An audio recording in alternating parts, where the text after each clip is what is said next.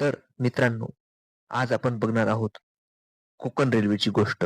मधु दंडवते या नेत्याने 1970 ते 80च्या दशकात कोकण रेल्वेची संकल्पना सर्वप्रथम संसदेत मांडली आणि याला राजकीय मंजुरी व गती दिली जॉर्ज फर्नांडिस यांनी.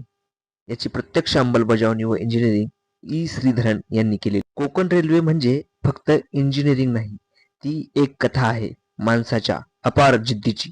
एक काळ असा होता जेव्हा लोक म्हणायचे की कोकणात रेल्वे अशक्य आहे, परंतु या सर्वांनी आणि या इथल्या माणसांनी हे अशक्य काम शक्य करून दाखवलं. समुद्र, डोंगर, नद्या, बोगदे, पूल आणि मोठमोठे धबधबे यामुळेच कोकण रेल्वेला भारतातील सर्वात सुंदर रेल्वे लाईन म्हटलं जातं.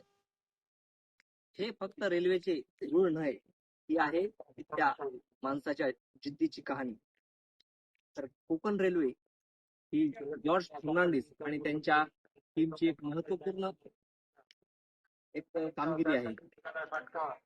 1980 ते 1990च्या दशकात या कोकण रेल्वेचे काम सुरू झाले आणि हजारो पूल आणि 90च्या वर बोगदे पूर्ण करून ही कोकण रेल्वे सुरू झाली. आणि जॉर्ज फर्नांडिस यांच्या अथक प्रयत्नातून 1998 साली ही कोकण रेल्वे सुरू झाली. महाराष्ट्रातील रोहा ते कर्नाटकातील मंगलोर या स्थानकापर्यंत ही कोकण रेल्वे धावते. ही कोकण रेल्वे समुद्राला मिठी मारते, डोंगर फोडून वाट करते, पण कधीही निसर्गाशी भांडत नाही. ती निसर्गाच्या एकरूप होऊन चालते. याच कोकण रेल्वेने जगाला भारतातील कोकण किनारपट्टीचे दर्शन घडवले आणि आपला आजचा कोकण दौरा करणार आहोत याच कोकण रेल्वेच्या सोबत. तर चला मग.